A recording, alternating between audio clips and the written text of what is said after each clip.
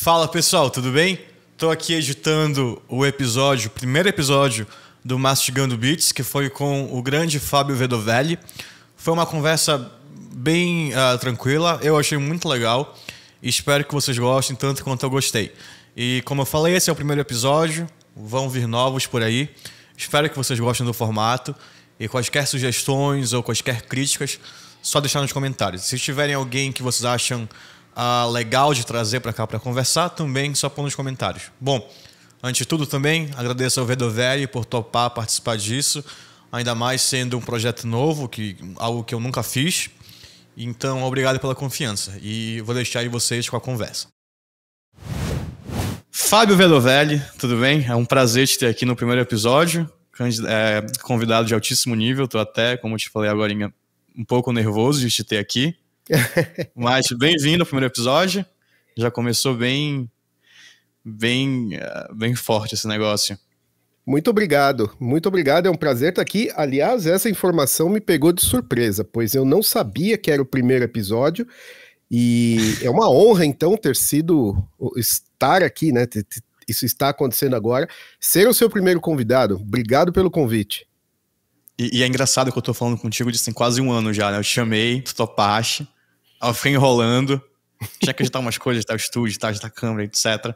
Mas agora vai com certeza. Vai sim. Bom, para começar, eu acho difícil alguém não te conhecer. No caso, acho difícil alguém me conhecer, não te conhecer. Mas se tu quiseres fazer uma breve introdução de quem tu és, acho que seria legal. Claro, sem dúvida. Bom, Fábio Vedovelli, eu sou de Santo André, em São Paulo, já morei alguns anos também em Belo Horizonte, um tempo muito bacana lá, já tive passagens também pela Flórida, Munique, e agora eu moro em Berlim, na Alemanha, já tem quase 4 anos, moro aqui com a minha esposa Daniela, minha filha Amanda, e somos muito felizes aqui. Atualmente eu trabalho como Senior Software Engineer para uma empresa americana chamada Circle Payments. É como se fosse o TransferWise, mas apenas para pessoa jurídica e operando na blockchain. É um trabalho muito legal de se fazer. Ali eu trabalho com React e GraphQL. E no passado eu já trabalhei como full stack, comecei a minha carreira em web apps com o PHP. Fiz muita coisa com Laravel, adoro, amo de paixão, amo a história. Amo tudo que o Taylor Otwell construiu em volta do Laravel, foi uma estratégia brilhante. Mas aí o JavaScript falou mais forte e atualmente não, já tem aí uns 5 anos que eu tô focado total no JavaScript. E essa foi a breve introdução. Lógico, não posso deixar de mencionar que eu também sou um produtor de conteúdo. Eu comecei a gravar screencasts em 2006, porque eu fiquei tão empolgado com uma tecnologia e era tão difícil naquela época conseguir informações, né? Se você tinha uma dúvida, não tinha a abundância de material que tem hoje. Então, tudo que eu conseguia entender como funcionava, eu gravava um vídeo para explicar para os outros. E aí acabou popularizando e aí eu ganhei alguns seguidores aí. E eu tô aí até hoje. Meu canal do YouTube tá para virar 20 mil assinantes e eu tô muito feliz. É engraçado, eu te conheci pelos screencasts e eu também comecei a fazer screencast para me empolgava com alguma coisa, queria até aprender mais, fazia vídeo e aí as pessoas foram gostando. Bom, show de bola. Aliás, deixa eu falar uma coisa, eu sou muito fã dos seus vídeos. Os seus vídeos são ótimos e eu tenho ciúmes do seu inglês, cara. Eu gostaria de falar inglês como você fala. Parabéns. Não viagem. Obrigado, mas obrigado, agradeço. Falando sério, de coração. Não é média, não. Não, mas para quem tá assistindo aí, já tiveram algumas pessoas que falaram do meu inglês. Para quem acha que foi do nada, não foi. Se vocês forem no meu canal e forem pros primeiros vídeos, 2015, falar primeiro que parecia que eu tava com sono ou muito drogado. Uhum. E eu falava baixinho, eu falava assim, porque eu tinha vergonha. E aí eu falava bem baixinho. Falava tudo errado. E aí, com o tempo, com a prática, foi melhorando. Então, definitivamente não foi do nada, foi bastante prática. E fazer os vídeos em inglês ajudou muito, porque eu tinha que me concentrar bastante para falar, para as pessoas entenderem. Falava com calma, etc. Eu fui pegando. Nós teve muita crítica no início também, mas obrigado pelo elogio, Ved. De ti vale, é muito especial vindo de ti. Mas bom, acho que a gente pode voltar para o papo de carreira mais na frente. Para começar, eu queria ouvir de ti, tu que és um cara que já trabalhaste literalmente para quase o mundo inteiro. Já moraste no Brasil, estás morando em Berlim, trabalha para empresas dos Estados Unidos. Com a pandemia e com essa ascendência do trabalho remoto, o que eu venho percebendo é que tem muito desenvolvedor saindo fora do Brasil, seja fisicamente, ou seja morando no Brasil, trabalhando para fora. E eu não sei se isso vai gerar uma escassez de desenvolvedores. Eu não quero usar o termo bons, mas desenvolvedores em geral no Brasil. Mas é fato que, assim, quando as pessoas descobriram que trabalhar remoto realmente dá certo e existe essa oportunidade, muita gente que talvez nunca tivesse pensado nisso foi para fora. E a gente vê, principalmente no Twitter, um monte de brasileiro, eu incluso, mas eu já trabalhava desde antes, trabalhando para fora. O que tu achas disso? Tu achas que... Porque assim, o mercado brasileiro não tem como competir em termos de salário com uma moeda forte como o euro ou como o dólar. A gente sabe que não tem como. Então tu achas que vai rolar meio que essa migração para o mercado internacional? Ou assim, o que tu percebes disso? Eu percebo duas coisas.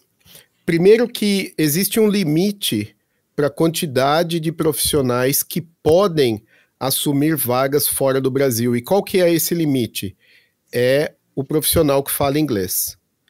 Porque o brasileiro, ele tem uma resistência histórica a aprender outros idiomas. Tá? Eu conheço muitas pessoas que são excelentes tecnicamente, eles gostariam de trabalhar para empresas de fora, mas eles não conseguem, e não é porque não quer, não é porque não tenta, é porque não consegue falar inglês, por mais que tente. Tá? Algumas pessoas têm preguiça, outras pessoas simplesmente não têm vontade. Eu sei que existe esse limite. Então, assim, vai chegar uma hora que quem tinha que sair, já saiu. Já saiu. Tá? Então, eu acho que não... esse movimento ele não vai chegar a prejudicar demais as empresas do Brasil. O grande problema disso, que é o outro aspecto que eu vejo, é que tem muita gente boa entrando no mercado, o problema é que as pessoas experientes elas estão indo embora. E experiência não é uma coisa que você ensina em 1 ou 2 anos. Experiência leva anos para você formar os profissionais sêniores, né? Então, esse é o grande problema do Brasil. As empresas brasileiras elas têm que começar a investir na contratação de júnior, isso é óbvio que tem para renovar, né, os profissionais do Brasil, mas tem que ter um esforço também para manter os sêniors no Brasil, para que eles possam mentorar esses júniors que vão entrar. Porque não adianta a empresa contratar júnior se ela não tem sênior para ensinar e passar a experiência para essa galera. Concordo 100%. Inclusive, do inglês, tinha até um vídeo que eu ia fazer que o título ia ser como próxima linguagem, aprenda inglês. Porque tem muita gente que fala, não, vou aprender React, vou aprender Vue, vou aprender Remix, que eu sei que tu és fã, vou aprender Blitz, mas a pessoa está limitada ao mercado local por não saber falar inglês. E isso abre não só oportunidade de trabalho, mas também de conhecer muita gente que está no Twitter, no GitHub, que seja, e também de absorver conteúdo em inglês, né? Que faz muita diferença. Sim. Então, concordo 100% nisso aí contigo. E já que a gente estava falando de trabalho remoto, para continuar, me conta como foi que tu começou. Quando eu te conheci, que foi na Laracon Brasil 2017? Acho que 2016 ou 17. 2016 ou 2017. E eu acho que tu já trabalhava de remoto. Já, eu estava trabalhando para a Munique naquela época. Mas isso, não a era minha a empresa história, que estava recentemente, era? Ela começou muito antes disso. Eu comecei, primeiro, que eu comecei a trabalhar em home office em 2004. Eita. Então, assim, de 2004 para cá, se eu passei 3 anos, não de forma direta, mas, né, intercalado aí, se eu passei 3 anos no escritório, foi muito. Então, a minha experiência de trabalhar de casa, ela já vem de muitos anos. Já o trabalho remoto do Brasil para outro país começou em 2009, quando eu assinei um contrato com uma empresa da Flórida.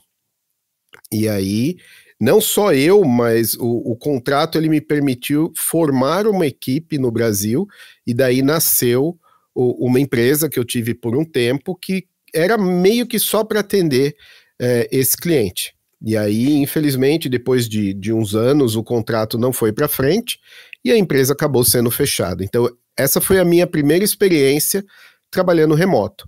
Aí, depois disso, eu tive o contrato com o Munique, e depois desse, eu já tive eu arrumei uma proposta, recebi uma proposta que me permitiu mudar para Berlim. Então, vamos colocar aí que da minha experiência de trabalho remoto foi 2009 a 2014, e depois 2015 a 2018. Quase 10 anos. É bastante tempo. E aí, de novo, remoto. Tudo remoto. Com a pandemia e com a nova empresa. Ah, sim. Eu esqueci de mencionar isso, né? Quando teve o primeiro lockdown, que foi em março de 2020, fazendo 2 anos agora, nós todos fomos mandados para casa, né? Para trabalhar em casa. E aquela empresa eu já não estou mais nela, mas eu sei que aos poucos eles estão voltando para o escritório. E eu acredito que naquele caso não é uma opção, porque eu lembro que a empresa ela não gostava muito de home office, tipo, ela não via problema de você fazer, mas contanto que se limitasse a 2, 3 vezes por mês, não por semana. Sim, eita, aí é muito pouco. É pouco. Só em casos especiais. As pessoas, elas eram contratadas para trabalhar no escritório, e elas sabiam disso. Isso estava no contrato. Entendi. Então agora eu acho que eles estão todos voltando para o escritório aos poucos.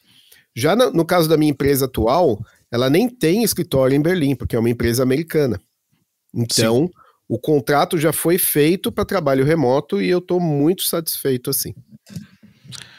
É interessante tu falares isso da volta. Uma pessoa entrou em contato comigo recentemente para meio que fazer uma consultoria, uma empresa grande, uma empresa que movimenta bilhão de TI, e eles não conseguem contratar gente. E eu perguntei, putz, a gente tem várias coisas. Eu falei, gente, isso aqui, assim, tudo bem pensar nisso, a gente ajudar vocês nisso, era eu, amigo, mas vocês têm que ter gente aqui dentro. Eu falei, não, mas a gente não consegue contratar. E eu disse, não, mas como assim? Não faz sentido. E aí eles tinham vários desenvolvedores, chegou a pandemia, não aderiram ao trabalho remoto, o pessoal tinha aqui no escritório, e o pessoal simplesmente pediu demissão e foi trabalhar em outros lugares. Então sobrou um. De 5 ou 6, sobrou um. Então, assim, eu entendo a empresa que não é muito a favor de trabalho remoto, mas eu acho difícil hoje em dia não dar essa... Assim, se você quer ter os melhores funcionários possíveis, eu acho difícil você conseguir isso, não dando a opção do cara trabalhar de casa. E outra, limita geograficamente, né? Sim. As empresas que não têm problema de contratar, independente da localização geográfica, e vou além, independente do fuso horário, porque eu vejo muitas vagas aparecendo, por exemplo, para os Estados Unidos, trabalho remoto, mas quando você presta atenção na descrição da vaga, é dentro dos Estados Unidos e às vezes limitado a uma certa faixa de time zone, e isso atrapalha, né? Então, eu acho que as empresas que têm, hoje em dia, mais facilidade são aquelas que abraçaram mesmo o trabalho remoto, que, assim, contratam de qualquer lugar do mundo, independente da time zone. Porque são empresas que conseguem conciliar, são organizadas a ponto de ter uma comunicação assíncrona muito eficiente. E aí, as pessoas se sentem à vontade e acabam entregando até mais do que se tivesse amarrada ali perto, né, da empresa. Então Sim, concordo totalmente. Inclusive, eu acho que essa é uma das vantagens do trabalho remoto, que é essa assincronicidade. Então, putz, eu não preciso esperar o VED chegar do almoço para fazer tal coisa, para eu poder prosseguir com o que eu tenho que fazer. Se, obviamente, se a empresa for bem gerenciada, cada um consegue fazer suas coisas sem depender de muitos pares, e no final o quebra-cabeça é montado, né? Então, essa foi a minha experiência também. E sim, sim. engatando nesse trabalho remoto, engatando no que a gente falou de vaga no exterior, uma coisa curiosa é que eu nunca trabalhei pro Brasil, exceto o freelazinho pequeno. E Nunca? não é porque... Nunca. Porque Que eu não legal. conseguia emprego. Eu Aham. tinha 16... Não, tinha 17 já na época. Então eu não conseguia emprego, ninguém queria me empregar. Falava assim, você não tem experiência, você não tem idade, etc, tudo mais. Então eu não conseguia emprego de forma alguma. E aí, o primeiro emprego que eu consegui foi nos Estados Unidos.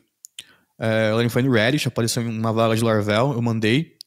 E olha que curioso, o cara que viu meu currículo assistia meus vídeos.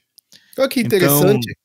eu pulei várias etapas, não teve entrevista, não teve o cara que falou, putz, eu te conheço, eu sou inscrito. Então eu acabei pulando entrevista, etc. Já entrei direto na empresa.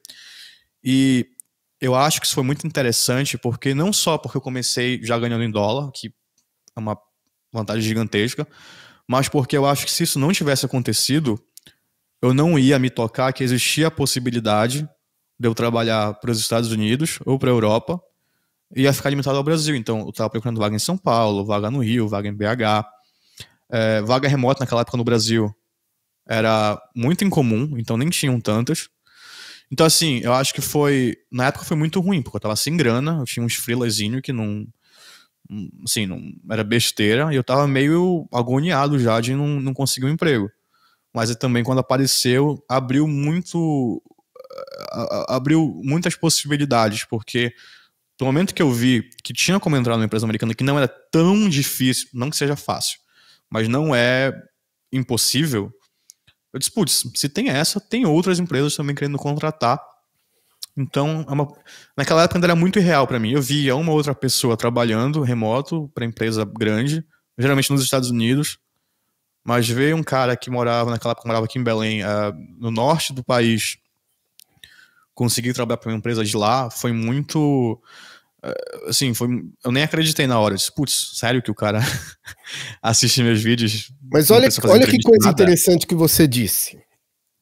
Você estava tentando arrumar um emprego no Brasil, você mandando currículo para empresas de São Paulo e do Rio, e o motivo de não te contratarem geralmente era que você era muito novo e não tinha experiência.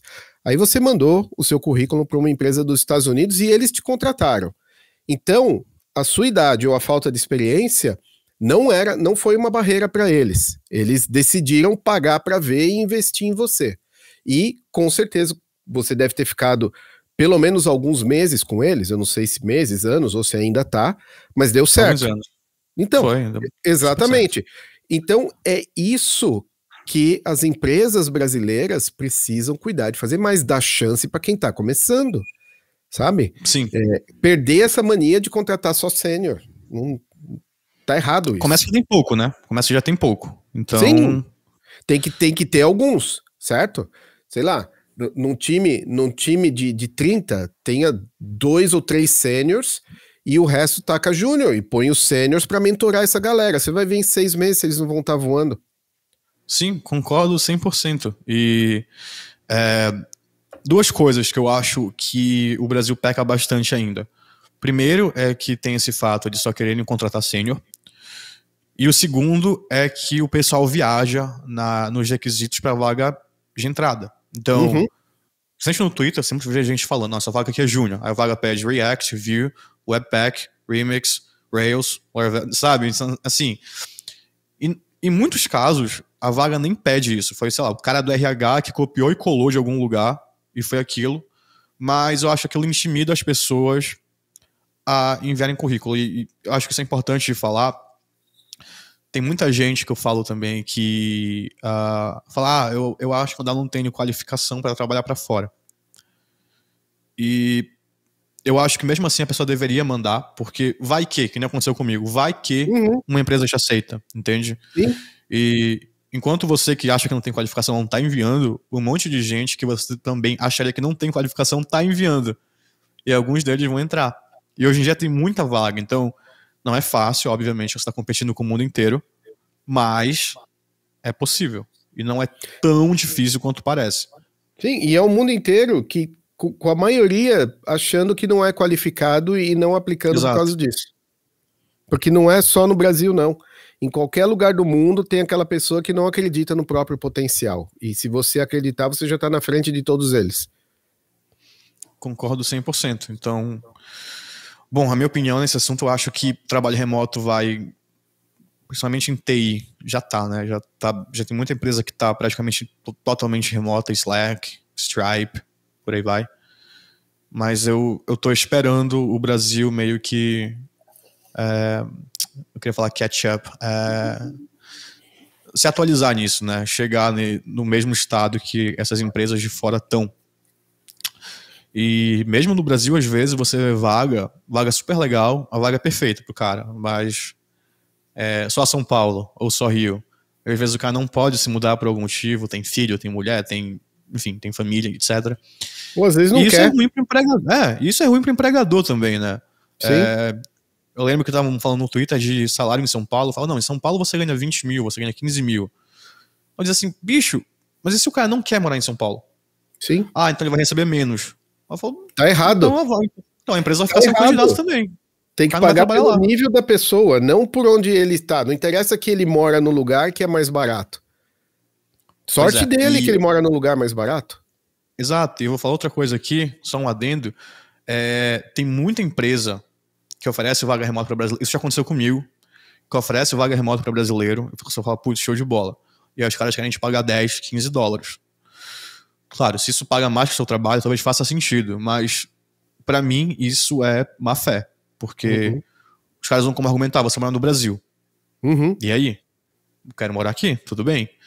Então, tem muita empresa, principalmente algumas empresas aquelas que prestam serviços para outras e contratam um monte de gente, oferecendo salário que pra gente pode até ser relevante, mas que lá fora eles não conseguiram contratar ninguém. E eu só digo pra ficar de olho, porque se a empresa faz isso, não sei, provavelmente faz algumas outras práticas que talvez não sejam ideais. E tem muita empresa boa aí contratando, então dá pra encontrar algo que agrade todo mundo. Eu acho que precisa de um pouco também de análise crítica. Eu vou citar o meu próprio exemplo aqui. Quando eu fechei o contrato com a empresa de Munique, que foi para trabalhar no Brasil, o valor que eu recebia mensalmente era abaixo do mínimo para a minha profissão na cidade de Munique. Aliás, era consideravelmente abaixo, entre 30% e 35% menor do que o mínimo estipulado para eu receber em Munique. Só que quando eu comecei, eu não era conhecido e eu precisava me provar. E esse era um ponto. O segundo ponto é que mesmo o salário que eles na época estavam me pagando fosse menor do que se eu tivesse na Alemanha, para mim já era um mundo no Brasil. E aí, lógico que eu entrei com essa consciência e depois, conforme eu fui provando o meu valor, eu fui renegociando o meu salário até que eu cresci tanto dentro do projeto que eles não podiam se dar o luxo de de colocar alguém no meu lugar de forma rápida. Lógico, ninguém é insubstituível, mas assim, ia demorar alguns meses até eles encontrarem alguém que poderia ficar por dentro e aprender tudo que eu tinha feito naqueles anos. E aí, lógico, aumentou o meu poder de negociação enormemente. Então, assim, o que você falou tá certo. Existem empresas se aproveitando de que o nível de vida e o salário no Brasil é mais baixo para economizar um troco aí, mas a pessoa que está também chegando para aquela vaga, ela precisa fazer uma autoanálise e pensar, eu tenho condição de atender, de devolver para a empresa, sei lá, eu vou pedir um salário de sênior que mora nos Estados Unidos, na Califórnia, mas eu tenho como entregar o que essa posição pede? Se sim, vai para cima. Se você está começando agora, eu não vejo problema de aceitar um pouco a menos, e aí depois você vai negociando. Não, concordo totalmente. Até porque o a menos, às vezes, é mais do que se paga no Brasil. Então, eu também acho super válido. Foi assim que eu comecei também. E, assim, depois que você está inserido no mercado, é bem mais fácil. Assim, a barreira de entrada é alta, né? Depois que você entra, fica tudo. Tanto no novo emprego, como você acaba conhecendo gente. Isso foi algo muito importante para mim no trabalho remoto. Conheci muita gente. Gente bem ativa na comunidade de Laravel. Que. Bom, você faz amigos e isso te dá oportunidades. Então, é muito importante não queimar essas conexões.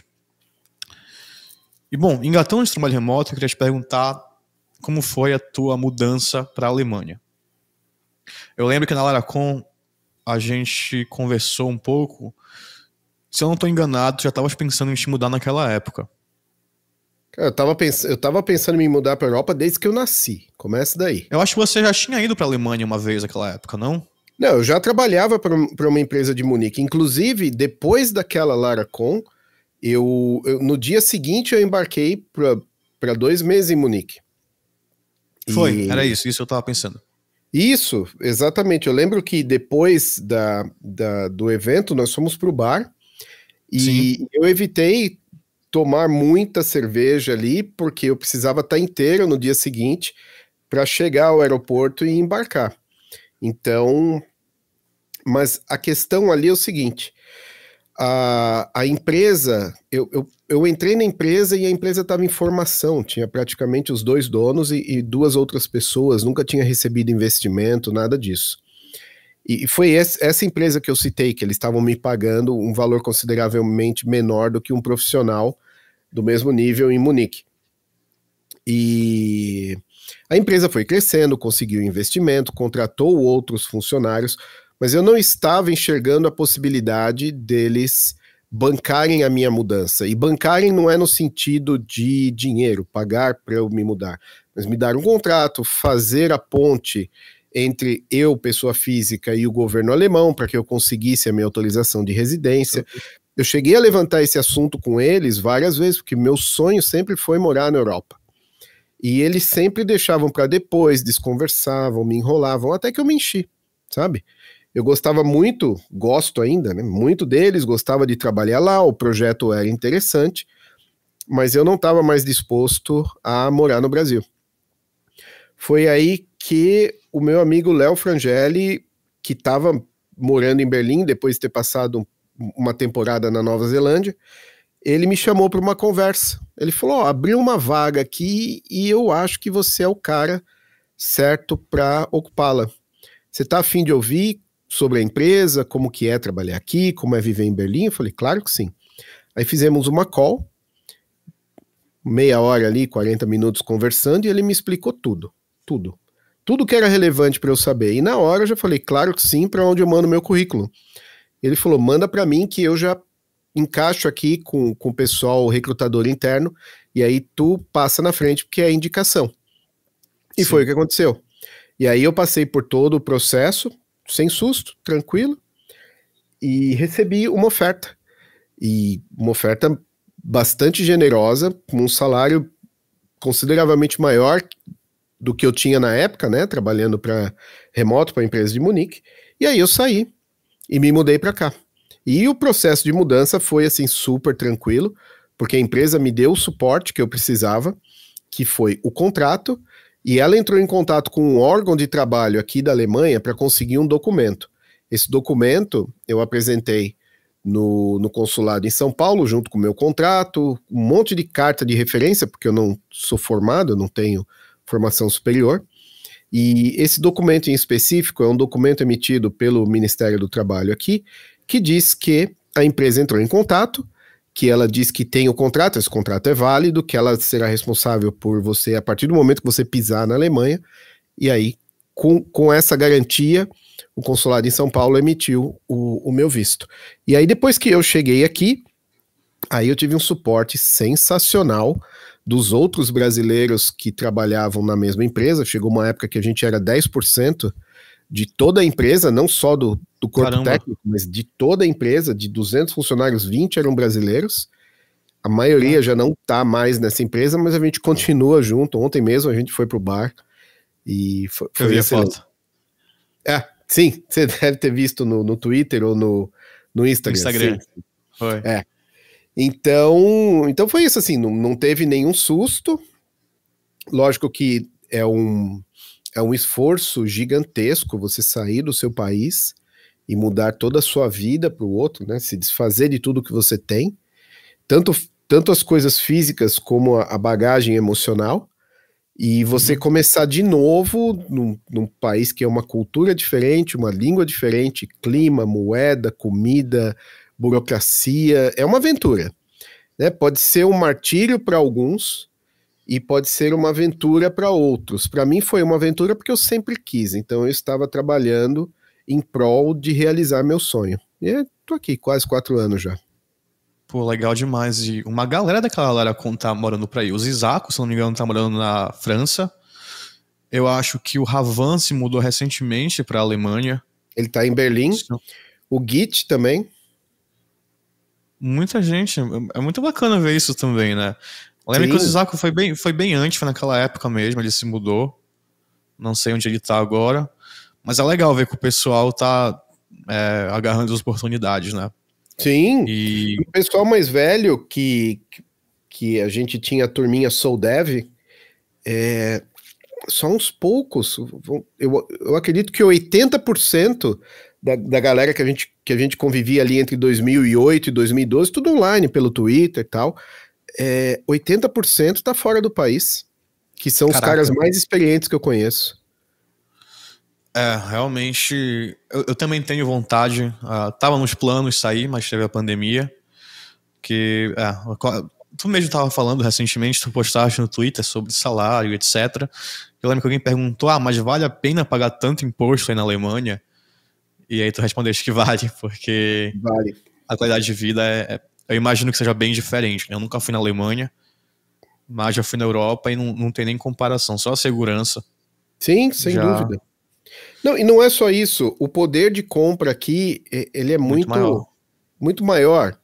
Então, com o que me sobra líquido do salário, eu consigo comprar tudo o que eu preciso, eu consigo guardar dinheiro, eu consigo fazer umas pequenas extravagâncias, ir num restaurante melhor, num bar que eu estava namorando já há algum tempo, ou então comprar um monitor novo.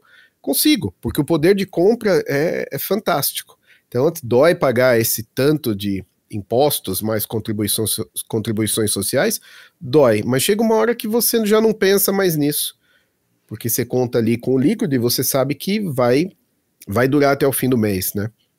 Eu não abro mão, não ligo, realmente não ligo. Pois é, eu tava falando com um amigo que trabalha remoto pra fora, e tava falando, eu prefiro morar no Brasil porque com o meu salário de fora, aqui,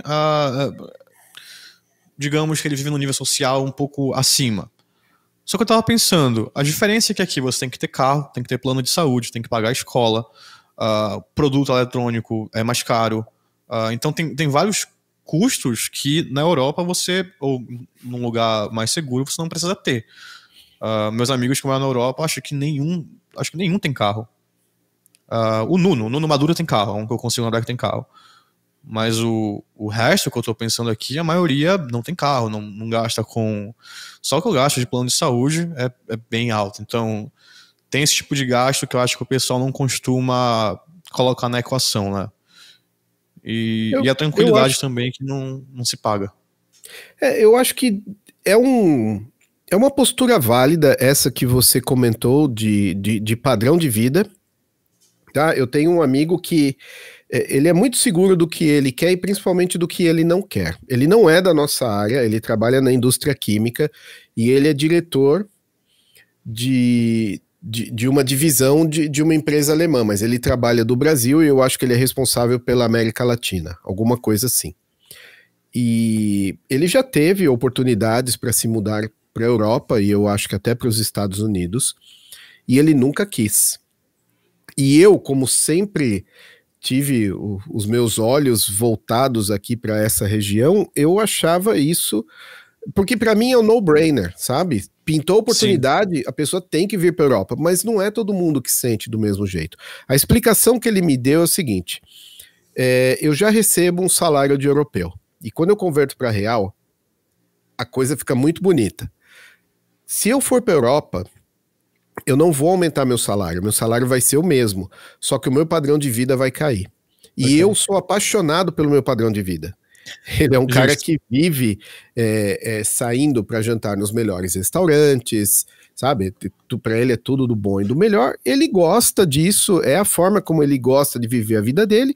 E ele falou: se eu for para a Europa, eu vou ter que abrir mão disso. E eu não quero. Então eu aprendi a conviver com o trânsito, a obrigação de ter carro, uma certa insegurança física e jurídica, e aprendi a navegar no sistema brasileiro para pagar o mínimo possível de imposto. E tô feliz assim, tô feliz com a minha vida. E eu achei uma explicação totalmente plausível, convincente e que serve pra ele. Pra mim já não serve. Cara, acho super válido. Inclusive, não vivo uma vida tão extravagante, mas eu vivo muito bem no Brasil. Então, extravagante é uma boa definição. Então, assim, eu gostaria de morar na Europa, principalmente por causa de alguns hobbies, como fotografia que eu tenho. Eu gosto de fotografia de rua. Então aqui é mais complicado. Então tem esses fatores que me fazem gostar, mas sendo bem honesto, eu vivo muito bem no Brasil, o que eu sei que não é a realidade da maioria das pessoas. Mas bom, engatando de novo no papo do remoto, eu queria falar de produção de conteúdo, que foi como eu te conheci, e como a gente comentou antes de começar a gravar, é algo que eu faço também, e particularmente me deu muitas oportunidades. Como é que isso aconteceu para ti? Olha, para mim foi... eu já fui perguntado sobre isso várias vezes, que é o seguinte: eu tenho agora um curso comercial, mas antes eu só tive cursos esporádicos que não eram distribuídos livremente online, que estaria à disposição o tempo todo. Não, era uma turma online, mas com dia e hora para acontecer, tá? Então, essa foi a minha experiência com conteúdo comercial. A grande maioria do meu conteúdo é gratuito e está aberto no meu YouTube. E vira e mexe, alguém me pergunta: cara, mas como é que tu ganha dinheiro com isso? Ou, assim, tá, se tu não ganha dinheiro, como é que tu se mantém motivado? E a minha explicação é sempre a mesma. A riqueza de uma pessoa, ela não é medida somente em dinheiro, né? As pessoas têm o dinheiro ali sempre em primeiro plano. A preocupação primordial das pessoas, principalmente no Brasil, é dinheiro, porque é sempre curto. Mas, por exemplo, eu raramente, quando eu fui fazer uma entrevista no Brasil, em todos esses anos, eu raramente tive que fazer um teste técnico. Eu já me recusei a fazer teste técnico, porque eu falei: não, se você quer saber se eu sei, veja meus vídeos ali no YouTube e você vai ver que eu sei o que você precisa. E deu certo. Eu fui até ligeiramente arrogante ali, né? Eu tava numa época ainda aprendendo a lidar com tudo isso, mas deu certo. E as pessoas que chegavam até mim, ou que eu ia até elas procurando por um novo contrato, um freela, alguma coisa assim, já sabia que eu entendia da coisa. Então, esse é um ponto, né, que é a minha reputação. E isso, às vezes, não tem dinheiro que paga, né? As pessoas saberem que você é uma pessoa que tem conhecimento e que é uma pessoa que pode confiar, porque só um louco joga a própria reputação no lixo. Tô olhando pro Monark aqui agora. Então é isso. Outra coisa que eu ganho muito e que é impossível de se medir é o tanto de gente que veio falar para mim o quanto eu ajudei sem saber. Sem saber. Sim. E eu fico sabendo porque as pessoas vêm e me falam, mas eu fico imaginando que tem mais um monte que não fala, mas coisas do tipo: graças a um vídeo ou uns vídeos seus, eu fui promovido, ou eu arrumei um emprego, ou eu estava para desistir da programação, estava chateado, até deprimido, aí eu vi um vídeo seu mostrando uma novidade e isso mudou a minha vida. Cara, esse tipo de... Quando você fica sabendo desse tipo de coisa, cara, dá uma felicidade. É muito legal, né? É muito legal. Então, assim, eu dei um jeito de monetizar o meu conteúdo, mas o meu conteúdo gratuito, ele mora no meu coração, porque eu adoro ajudar as pessoas. Sim, concordo totalmente, vou na mesma linha. E eu recebi recentemente, eu tenho muito vídeo de teste, né, de TDD. Eu recebi recentemente um e-mail de uma pessoa na França que trocou de emprego e ele falou que os vídeos gratuitos ajudaram. Cara, mandou um textão, mostrou como era a empresa, mostrou foto da empresa. Isso é muito. Isso é uma das melhores coisas, né? Até mais do que. Assim, não que seja ruim ganhar dinheiro, mas eu fico mais feliz lendo isso do que vendo uma notificação do Stripe de que o curso foi vendido. Então. Uhum. Sim. É muito legal. E eu perguntei isso porque, eu não sei se acompanhaste recentemente no Twitter, estava tendo umas discussões sobre produção de conteúdo, blog, ter um GitHub movimentado. Eu queria te perguntar sobre isso. Eu já vou adiantar que a minha opinião em questão de GitHub e conteúdo eu não acho que deva ser obrigatório. Eu acho que é um negócio legal. Então, quando eu vou entrevistar alguém e eu vejo o GitHub da pessoa e vejo que ele tem contribuição e tal, eu acho legal porque eu consigo ter uma ideia do nível dele, do que ele gosta, como é que ele faz as coisas, o que ele usa. A mesma coisa com produção de conteúdo. Então, se a pessoa tem um blog, eu acho que um blog é uma coisa muito saudável de se ter, colocar suas ideias e o que você aprendeu, tanto em texto, vídeo, que seja. Então, são coisas legais, mas eu particularmente não acho que deveria ser aquela coisa assim que não é obrigatória, mas é implicitamente obrigatório, como tem algumas pessoas falando. E para mim, particularmente, a minha experiência com produção de conteúdo é a mesma que a tua. Foi algo que eu comecei porque, no caso, na época eu não gostava, eu estava experimentando, mas eu gostei e continuei fazendo. E aí teve, indiretamente, vários benefícios financeiros, já que eu conheci muita gente por causa disso, fechei alguns contratos por causa disso, etc. Mas é difícil quantificar e dizer, não, me deu tantos R$1.000, me deu, enfim. Mas teve esses benefícios, conheci muita gente, essa parte que se popularizou muito agora de criar audiência e tal, é algo que eu vejo gente fazendo de uma forma meio artificial, e é aí que eu acho que não funciona, quando o cara tenta criar audiência só para criar audiência.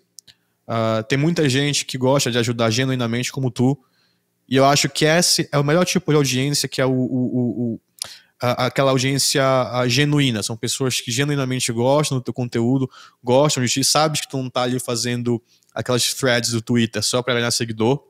Uhum. E, querendo ou não, é essa audiência também que monetiza.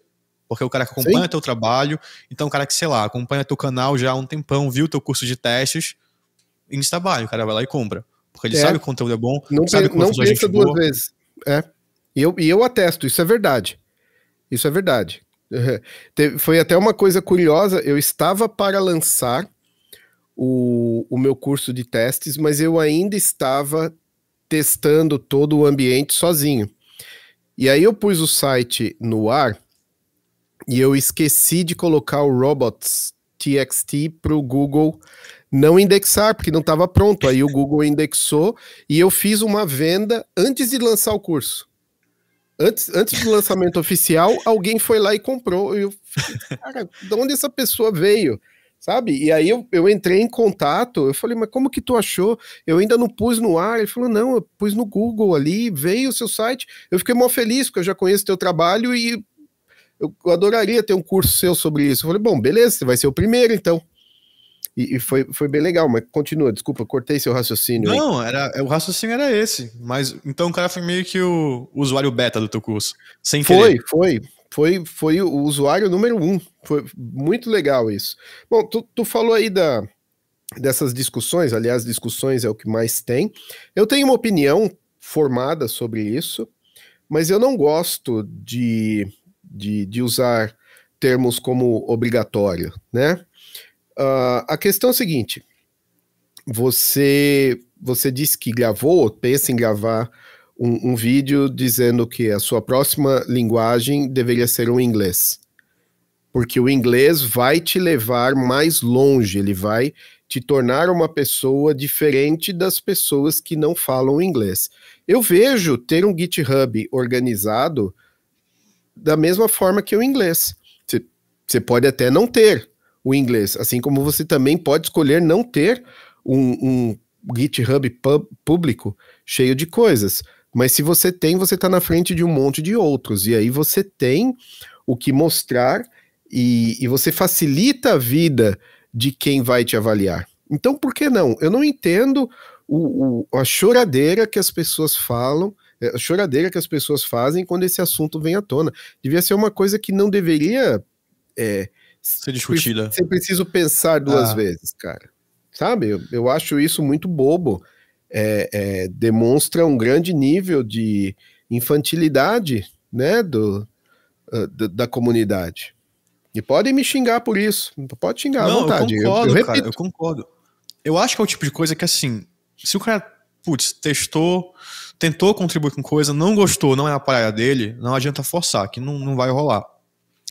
Mas, se o cara tentou, gostou, eu acho que é um puta aditivo, porque não só como essa prova social, assim como os nossos vídeos são uma prova social, de certa forma. Então, o VED não precisa provar que ele entende de teste, ele tem um curso de teste, não tem muita discussão aí. Eu acho que não só como forma de prova social, ser ativo em GitHub, ser ativo em Twitter, que seja, te faz ficar conhecido, não no sentido de ficar famoso, mas no sentido de conhecer muita gente. Então, sim, cara, a quantidade de gente que eu conheci pelo Twitter é ridícula. Uma das coisas que mais gerou buzz no meu Twitter foi o Magic Test, e foi algo que eu fiz porque eu conheci o Andrew Cover, do Rails, pelo Twitter, já seguia ele, vi que ele fez aquilo, bati um papo com ele, fiz a minha versão, a gente é amigo até hoje. Então, essa explosão social, digamos assim, o fato de conhecer muita gente, eu acho que é muito importante. Tem gente que fala assim, não, tem uma bolha, tem uma panelinha, e só as pessoas famosas se falam. Eu acho que o fato de elas serem famosas é justamente porque elas se falam. Então, se você pensa, eu pelo menos, se eu pensar em todo mundo que eu conheço no Twitter que é ativo, que tem uma base legal, todo mundo sempre foi muito ativo com a comunidade, sempre bateu papo, sempre ajudou. Então, é um negócio assim, as pessoas têm essa audiência justamente porque elas são ativas e interagem e contribuem. E quem fala isso de bolha ou de panelinha, geralmente é o cara que nunca fala nada, nunca entra numa conversa, nunca bate papo com ninguém.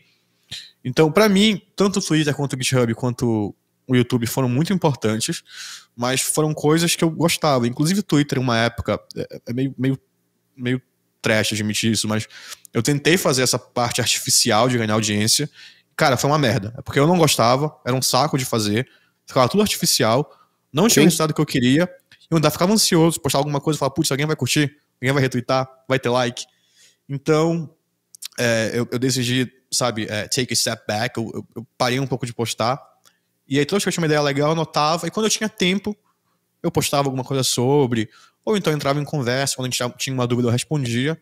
Então, essa forma mais natural é como se fosse amigo, sabe, um bar, entendeu? Uma conversa de bar pra mim, uma síncrona. conversa. Tanto é que eu só converso besteira praticamente. Raramente posto uma coisa séria hoje em dia. Então, eu acho que tem muita gente que tem essa aversão, porque talvez pensa que é obrigatório, ou que precisa, acaba tendo uma aversão, mas muita gente descobre depois que contribuir com o open source é bem legal. E então, mas aí que tá. Não é só sobre contribuir para open source, porque, como você disse, tem muita gente que não se sente à vontade, acha que não tem conhecimento suficiente, ou não quer mexer no código dos outros. Isso é uma coisa. O que eu tô falando e que tá ao alcance de qualquer um é criar um projeto real e colocar aberto no GitHub, porque aí isso funciona como um complemento do currículo, tá? Porque, para mim, tá? É a visão que eu tenho. Como que eu aprendo uma nova coisa? Primeiro eu leio a documentação. Eu vejo se me interessa. Tá, me interessou. A única forma que eu sei aprender alguma coisa nova em termos de tecnologia, ferramentas, é botando a mão na massa e fazendo. Então eu vou fazer um projeto de alguma coisa. Sei lá, escolho alguma coisa e eu vou lá e faço. Tá, então já que o código está na minha máquina, por que ele não pode estar no GitHub também, aberto para outras pessoas verem, para pedir opinião ou até ajudar outras pessoas, sabe? Então, assim, se uma pessoa que tem a oportunidade de ter isso, de ter essa exposição, essa vitrine, ela tem oportunidade e não faz, alguma coisa tá errada. Sabe? Concordo. Porque, tá, muita gente fala, eu tenho um monte de código, mas é o código que eu escrevo na empresa das 9 às 5 e ele tá no GitLab e não é público, eu não posso mostrar. E eu não escrevo código depois do trabalho e aos fins de semana. Beleza, cara, é direito seu, mas tem alguém que tá fazendo o que você não quer fazer e esse cara vai te deixar comendo poeira. Tem uma vantagem, Eu estudo o tempo todo, eu tô sempre olhando por novidades. Às vezes eu acordo inspirado num domingo de manhã, eu deixo a esposa dormindo e eu vou escrever um pouquinho de código aqui, cara. Eu tô sempre me aprimorando, mesmo porque eu, com 47 anos, a molecada de 17, eu não tenho fôlego para acompanhar esses caras. Entendeu? Então é isso. Não, é exatamente o que eu penso, e eu acho também não precisa ser necessariamente GitHub. Pode ser blog, pode ser Twitter, pode ser YouTube. Qualquer coisa. O importante isso é algo que não é nem só na nossa área. Se você abrir o Instagram, tem gente produzindo conteúdo de tudo hoje em dia, né? Porque Sim. É uma forma de se impulsionar e ficar à frente dos seus concorrentes, digamos assim. Então, principalmente quando eu vejo gente perguntando como júnior, como é que eu consigo uma primeira vaga? Eu acho que ter um projeto no GitHub é uma excelente forma, até porque não só mostra suas habilidades, que provavelmente vão ser baixas, já que você é júnior, mas mostra que você teve interesse de aprender como funciona Git, como funciona o GitHub, como é que você publica aquilo, o que você aprendeu. Então, tem um subreddit que eu acompanho, que é o BRDev. E às vezes as pessoas perguntam, vale a pena eu pôr um projeto, sei lá, da Rocket City no meu GitHub? E eu acho que vale. Eu acho que qualquer coisa que você fizer de início vale pôr lá, porque já é algum conteúdo, e se alguém abrir teu GitHub já vai ter alguma coisa. Sim, demonstra o que você está interessado. Pronto. Concordo plenamente contigo nisso aí. Uma vez eu cheguei para fazer uma entrevista, e foi a primeira entrevista técnica naquele processo. E depois das apresentações, o entrevistador falou, eu tô curioso com uma coisa que eu queria já tirar da frente antes que a gente entre no assunto. Como que você consegue ter tanto repositório no seu GitHub? Porque o GitHub, ele mostra a quantidade. Pode ser que... eu acho que ele mostra o total entre privados e públicos. Ele pode não dar acesso ao código, mas ele mostra a quantidade que você tem. E eu tenho lá mais de 200. E isso chamou a atenção daquela pessoa que estava me entrevistando. E eu expliquei para ele exatamente o que eu disse para você momentos atrás. Quando eu estou estudando, eu sempre crio um repositório e mando tudo para lá. Às vezes eu torno público, às vezes não. Às vezes eu faço clone de um projeto para que depois eu traga para minha máquina e fique com ele garantido ali, que se o cara removeu dele, pelo menos eu tenho a minha cópia. Existem várias coisas que eu faço e que acabam ficando lá. Tem muito lixo, muita coisa velha.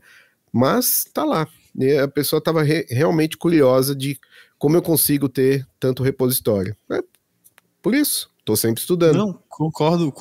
Eu acho que isso de tornar público que você estuda é, inclusive, uma das melhores formas de gerar conteúdo e de contribuir. Então, quando eu comecei, eu estava aprendendo a TDD, eu estudava alguma coisa e fazia um vídeo sobre. Então, acabei gerando muito conteúdo, assim, muito blog Melhor também, coisa. muito post Sim. no blog. Então, assim, eu aprendia, literalmente, meia hora depois eu gravava alguma coisa, e às vezes até falava uma besteirinha, mas eu corrigia depois. Então, eu acho que é uma forma muito interessante. E Ved, nosso tempo tá quase acabando. Só pra gente... Já passou rápido, né? Eu nem vi. Pra gente... Eu só queria tocar naquela parte de trabalho novamente, porque tu és um cara, das pessoas que eu conheço, um dos que tem mais experiência. Então, pra galera que tá começando, ou que já tem alguma experiência e quer ou trabalhar para fora, remoto, ou emigrar, tens alguma sugestão ou dica do que fazer? Olha, as pessoas que me fazem essa pergunta, elas normalmente elas estão preocupadas em como atingir um nível que seja um nível contratável para uma empresa de fora. Né? Como pegar experiência. Então, não existe maneira melhor de pegar experiência. Aliás, eu acho que não existe outra maneira a não ser fazendo. Programação ou desenvolvimento de software é como aprender um idioma. Você pode saber a teoria, pode saber a gramática, você pode saber ter lido a documentação de uma ferramenta, mas se você não usar, você não vai saber, você não vai pegar fluência na coisa. Então, primeiro, você precisa fazer, criar, nem que seja para, assim, fez, ficou bonito, descarta, faz outra coisa, até que você tenha experiência e seja fluente. E não se limite só àquela ferramenta. Então, por exemplo, tá aprendendo React? Ótimo, desenvolva alguma coisa com React, mas não pare aí. Faça o deploy. Tenta criar uma pipeline de deploy bem simplesinha. Explore as ferramentas que vão te auxiliar no desenvolvimento. Entenda como funciona o ESLint, como funciona o Prettier, como que você pode colocá-los para trabalhar com o Husky ali, para antes de você fazer um commit, ou antes de você fazer o push para o repositório remoto, ele fazer análise do seu código, tudo isso conta e tudo isso vai somando ao seu conhecimento. E mantenha contato com pessoas, não se isole, tá? É a melhor maneira de você pegar a experiência meio que por osmose, sabe? Você tá ali do lado, você vê a pessoa fazendo, se interessa, pergunta. Então, para você pegar nível, é paciência e treino. Agora, se você já é uma pessoa experiente e que gostaria de se mudar do Brasil, ou até continuar no Brasil e pegar um trabalho remoto, são duas coisas. Você precisa trabalhar no seu inglês e você precisa trabalhar na sua capacidade de comunicação, porque uma pessoa de outra cultura vai te entrevistar, ela está interessada na sua história, ela está interessada no que você gosta de fazer, ela está interessada em como que você colaborou, como que você foi um fator decisivo ali nos projetos que você trabalhou, quais foram os pontos chaves da sua colaboração. E você tem que ter a capacidade de contar essa sua história em inglês. Então, treine isso. E não espere estar pronto para começar a fazer entrevistas, porque se você esperar se sentir pronto, você nunca vai começar. Então, o processo de entrevista, ele também é algo que você melhora com o tempo. Então, a primeira vai ser uma porcaria, o seu primeiro não vai doer demais. No segundo, você já vai se sair melhor, e o não, quando vier, já não vai doer tanto, até que as coisas vão equalizar ali, você vai se sair bem na entrevista e vai receber um sim. E às vezes esse sim vem acompanhado de mais 2 ou 3 outros. Eu já passei por isso, e aí eu fiquei lá sem saber para onde ir. Então, é isso. São meus 10 centavos aí. Concordo. E, inclusive, essa parte de entrevista, eu acho que é legal tentar tratar isso como se fosse um trabalho, vai. Tem muita gente que faz 10 entrevistas, 15 e desiste. Inclusive, eu vi um tweet recentemente de uma pessoa que publicou quantas entrevistas ela fez e quantos aceitaram ela. Se não me engano, ela fez 300 e poucas entrevistas para pegar 4 sims. Nossa. Entrevista não, processos, né? Entrevistas processo, sim. Que é um funil, né? Vai afunilando. Mas assim, aplicou para 300 empresas para pegar 4 sims e desses 4 ela escolheu um. Então... É uma maratona. Tem que metralhar todo mundo, falar com todo mundo e assim, até empresa que você acha que não se encaixa tanto, que vai que, né? Vai que é a que sobra, melhor do que nada. Então... Sim. E outra coisa, se você tem uma empresa dos sonhos, jamais aplique para ela de cara. Não, sim, aplique para várias outras, às vezes até se você receber um sim, trabalhe um pouco para essa empresa para pegar experiência, passe por diversos processos seletivos para você ficar master em responder as perguntas, porque os processos, eles chega um certo ponto que eles são todos iguais. Então você já sabe mais ou menos o que lhe será perguntado e você já sabe como responder isso de forma mais eficiente. Aí quando você falar, não, agora eu tô fera em processo, aí vai atrás daquela empresa dos seus sonhos, que inclusive pode ser alguma daquelas gigantes que todo mundo quer trabalhar. As FANGs, né? Que agora não é mais FANG, que o Facebook mudou para Meta. Bom, então, última pergunta que eu tenho para ti, uma curiosidade. Tem muita gambiarra aí na Alemanha? Tem gambiarra em qualquer lugar do mundo. Aqui tem também.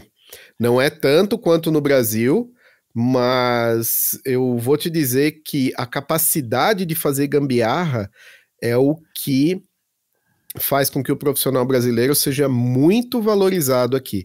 porque nós somos resolvedores De- profissionais de problema. Então, Concordo não tem totalmente. problema muito grande para brasileiro, e brasileiro tem uma vontade de ferro, e isso é reconhecido aqui. E brasileiro é criativo. No brasileiro não é aquele cara que só faz o que determinam que ele deve fazer. Não, ele vai além e dá nó em pingo d'água, entrega e depois vê um jeito de melhorar. Então, tem gambiarra sim, mas a gente é muito valorizado por aqui. Concordo totalmente, Vete. A gente está muito alinhado em tudo isso aí. Eu ia até comentar isso aí do brasileiro ser muito bom. Eu acho que às vezes a gente acaba se jogando para baixo, mas eu que trabalho com. Tu também deve ter essa mesma impressão. Eu que trabalho com gente do mundo inteiro, eu percebo que o pessoal que a gente tem aqui é realmente muito bom. Tanto é que Elixir é uma linguagem brasileira, Lua é uma linguagem brasileira. Então a gente tem muita gente boa aqui. Eu acho que às vezes a gente se joga um pouquinho para baixo, sabe? Sim. Enfim. Bom, acho que já deu uma horinha, a gente até passou um pouquinho, não quero te atrapalhar. Ved, muito obrigado pelo papo, obrigado por ser o primeiro convidado aí. Tava bem nervoso, agora tô mais tranquilo que a gente já conversou bastante. Mas, e não tinha motivo cara, pra estar nervoso, né? Cara, porque eu sou fã, né? Eu tô tipo, sei lá, é tipo uma menina falando com Justin Bieber, vai. Eu sou fã, pô, te acompanho desde que eu tinha 15, 16 anos, então é muito tempo. Legal. Bom, espero ter correspondido, né? Cara, total, foi bem legal. Eu gostei do papo, acho que as pessoas vão gostar também. E, cara, de novo, muito obrigado. Sei que tô te chamando tem muito tempo, tô enrolando, mas agora foi. E obrigado, pô. Sei que tá tarde aí, são o quê? 10 horas da noite, é 10h30. E por aí. Pois é, mal te atrapalhar esse horário, 9h30. mas, de novo, muito obrigado por ter vindo. Imagina, foi um prazer. Vai cara. ficar muito legal isso aqui e quem sabe no futuro a gente conversa de novo. Ué, quando me convidar, estarei presente. Fechado então. Obrigado, Ved. Até a próxima. Valeu, Valeu. forte abraço.